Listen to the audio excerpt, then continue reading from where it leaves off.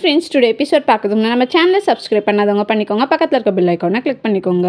நிவின் வந்து காரில் உட்காந்துட்டு இருக்காங்க. காவேரி வந்து நிவின் கிட்ட மன்னிப்பு கேட்குறாங்க. நாங்கள் பண்ணது பெரிய தப்பு தான் நிவின், அதுக்காக யமுனாவை தண்டிக்காதீங்க, யமுனா கூட நல்லபடியாக வாழுங்க அப்படின்னு சொல்கிறாங்க. நிவின் வந்து சொல்கிறாரு, நான் என் லைஃப்பில் பண்ண பெரிய தப்பே உன்னை பார்த்தது தான், உன்கிட்ட பழகினது தான், உன்கிட்ட பேசினது தான், உன்னை லவ் பண்ணியிருக்கவே கூடாது, உன்னை பார்க்கவே எனக்கு அருவருப்பாக இருக்குது அப்படின்னு சொல்கிறாங்க. காவேரி அந்த பிளேஸில் அழுதுகிட்டே வந்துடுறாங்க. விஜய் வந்து என்ன யமுனா இங்கே இருக்க நிவினோட காரில் இருந்தானே சொன்னேன் அப்படின்னு சொல்லி கேட்குறாங்க. இல்லை மாமா, உங்ககிட்ட நான் கொஞ்சம் பேசணும்னு சொல்கிறாங்க. யமுனாவும் விஜயும் பேசுறதை வந்து காவேரி பார்க்குறாங்க. யமுனா வந்து சொல்கிறாங்க, தேங்க்ஸ் மாமா, எனக்காக நீங்கள் இவ்வளோ பண்ணதுக்கு அப்படின்னு சொல்கிறாங்க. விஜய் சொல்கிறாரு, நிவின் வந்து உனக்கு ஹோப் கொடுத்துருக்க மாட்டாருன்னு எனக்கு நல்லாவே தெரியும் யமுனா. நிவின் எப்படிப்பட்டவர்னு உனக்கும் தெரியும், காவேரிக்கும் தெரியும், எனக்கும் தெரியும் யமுனான்னு சொல்கிறாங்க. காவேரி அந்த பிளேஸ்க்கு வராங்க.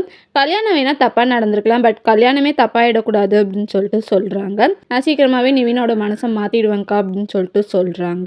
விஜய் வந்து ஒரு முக்கியமான விஷயம், நம்ம இப்போ அவங்க வீட்டுக்கு தான் போக போகிறோம்னு சொல்கிறாங்க. காவேரியும் யமுனாவும் ஷாக் ஆகிறாங்க. சரி வாங்க கார் ஏறலாம் அப்படின்னு கூப்பிட்டு போகிறாங்க. நிவின் வந்து ஃப்ரண்ட் சீட்டில் உட்காந்துருக்காரு. உங்கள் ஒய்ஃபோட சீட்டில் உட்காந்துட்டேன்னா நான் வேணா பின்னாடி போய் உட்காந்துக்கவா அப்படின்னு சொல்கிறாங்க. இல்லை பிரதர், அதுக்காக இல்லை, ஃபர்ஸ்ட் டைம் மேரேஜ் ஆகி ஒன்றா போகிறீங்க, 2 பேரும் ஒன்றா உட்காந்துட்டு இருக்கிறது தான் நல்லாயிருக்கும் அப்படின்னு சொல்கிறாங்க. நிவின் வந்து ரொம்ப காண்டாகி எந்திரிக்கிறாரு. அது யமுனாவும் காவேரியும் ஃபீல் பண்ணுறாங்க.